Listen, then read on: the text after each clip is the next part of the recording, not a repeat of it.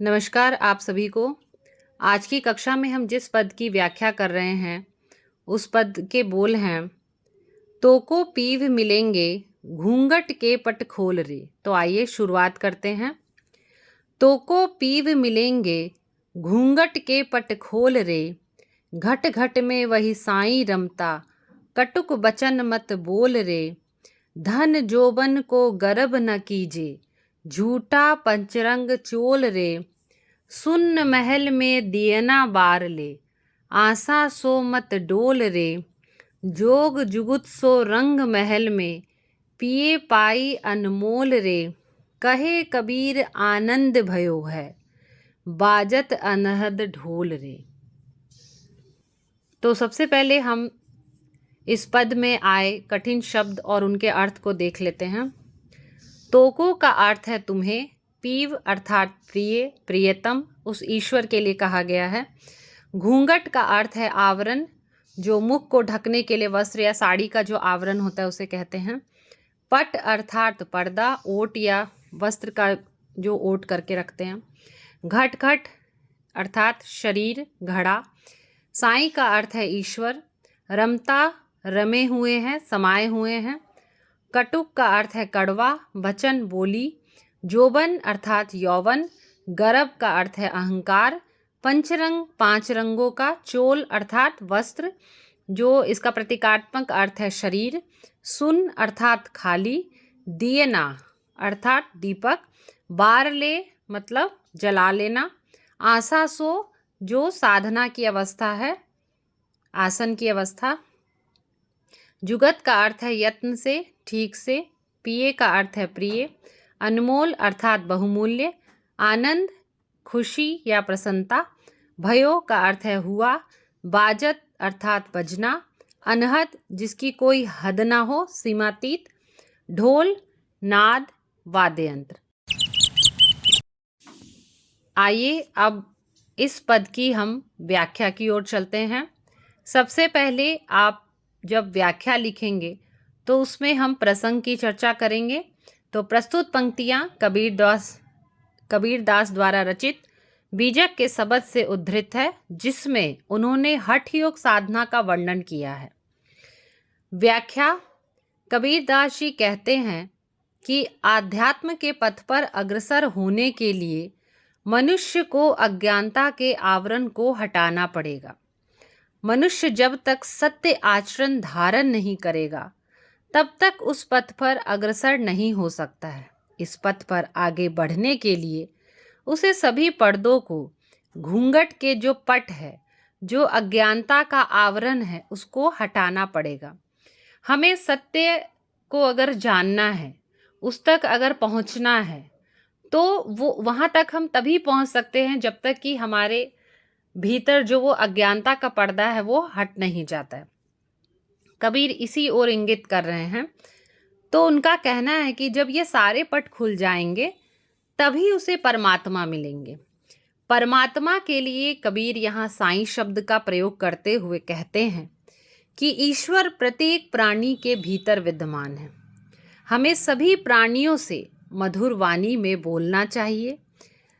और कबीर का कहना था कि कबीर जो है वो माया को महाठगनी कहते। इससे पहले के पद में भी हम इस पर पढ़ चुके हैं। और माया के जो मूल अस्त्र है वो क्या है? तो कबीर का कहना है कि माया के मूल अस्त्र है कंचन अर्थात धन और कामिनी अर्थात यौवन। कबीर कहते हैं कि धन, संपदा और यौवन का अभिमान हमें कभी नहीं करना चाहिए। माया परमात्मा और आत्मा के बीच में बिछोह का कारण बनती है। जब तक हम माया के वशीभूत रहेंगे, जब तक हमारे भीतर वो माया विद्यमान रहेगी, तब तक हम उस परमात्मा को नहीं देख सकते, उस परमात्मा को का अनुभव हम नहीं कर सकते। मनुष्य अभिमान में फूला हुआ रहने के कारण अज्ञानी बना रहता है, क्योंकि जब तक हमारे भीतर वो ज्ञान का प्रकाश जागृत नहीं होगा, हम उस परमात्मा को प्राप्त नहीं कर सकते। हम धन और यौवन के मोह माया में जो फंसे रहते हैं, वो क्या है? एक तरीके से अज्ञानता है। और जीवन भर हम इसी चक्र में उलझे रह जाते हैं और हमें सत्य का जो है वो सत्य का साक्षात्कार हम नहीं कर पाते, हम उस परमात्मा को नहीं प्राप्त कर पाते हैं। आगे कबीर कहते हैं कि यहाँ जीवन की वास्तविकता को कबीर प्रस्तुत करते हैं कि जो शरीर है, हमारा जो ये शरीर है, वो 5 तत्वों से निर्मित है। और वो 5 तत्व कौन से हैं?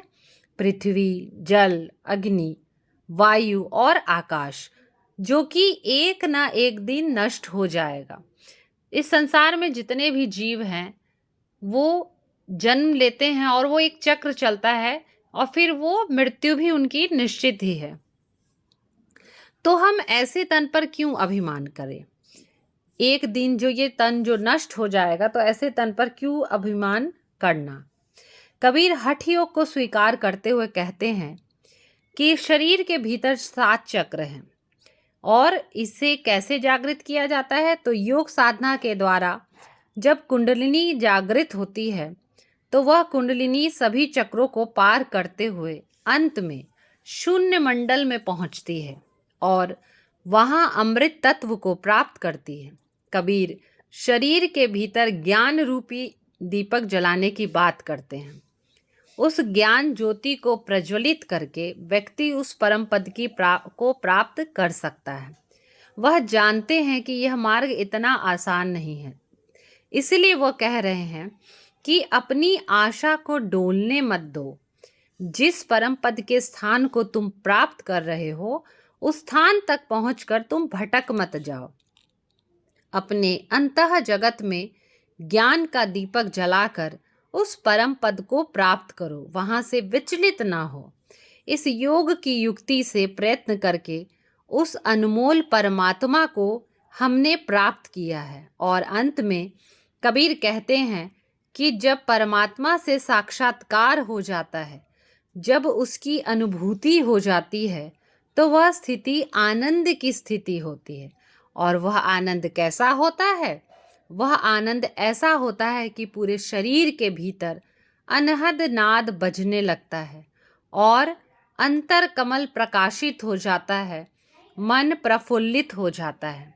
अर्थात जब हमें सत्य का ज्ञान होता है, हम अपने भीतर उस ज्ञान को जब जागृत कर लेते हैं हठ योग साधना के द्वारा, तो हमें सत्य का ज्ञान होने पर हमें उस परमात्मा की प्राप्ति हो जाती है। हमारे भीतर ज्ञान के प्रकाश का प्रज्वलित हो जाता है और हमारे भीतर अंतर कमल में जो वो प्रकाशित जो ज्ञान होता है, उससे हमारा मन कैसा हो जाता है? प्रफुल्लित हो जाता है। इस पद में जो विशेष तत्व है उसके बारे में चर्चा करते हैं। घूंघट के पट खोल रे। इन पंक्तियों में घूंघट का आशय है अज्ञानता या अंधकार से है। प्रस्तुत पंक्तियों में घूंघट अज्ञानता का प्रतीक है। झूठा पंचरंग चोल रे। यहाँ पंचरंग 5 तत्वों से निर्मित काया, ये हमारे शरीर के लिए इसका उपयोग किया गया है। और हमारा जो शरीर है वो 5 तत्वों से निर्मित है। और वो 5 तत्व कौन से हैं? पृथ्वी, अग्नि, जल, वायु और आकाश। तो इसी जो ये पंचरंग चोल है, इन्हीं 5 तत्वों को व्यंजित करता है। सुन्न महल में, यह एक पारिभाषिक शब्द है जो नाथ सिद्धों में प्रचलित रहा है और कबीर ने वहीं से इसे ग्रहण किया है। आप लोगों ने आदिकालीन साहित्य में नाथ साहित्य के बारे में ज़रूर पढ़ा होगा। तो ये जो सुन्न महल है, तो वहीं से ये शब्द उन्होंने लिया है और वहाँ ये शब्द अधिक प्रचलित था। आशा करती हूँ कि आपको ये व्याख्या ज़रूर समझ में आई होगी और आगे भी मैं इस तरीके की जो कबीर के पद है जो आपके सिलेबस में है, उसे मैं उसकी व्याख्या लेके मैं प्रस्तुत होंगी। आप लोग मुझसे जुड़े रहे, इसके लिए लाइक शेयर कमेंट ज़रूर करें और आगे में भी मैं इस तरीके की क्लासेस लेके आऊँगी। तो आप लोग किन विषयों पर, किन बिंदुओं पर और जानकारी चाह रहे हैं उसके बारे में ज़रूर बताएं कमेंट बॉक्स में, ताकि मैं उन पर क्लासेस लेके आऊँ। धन्यवाद।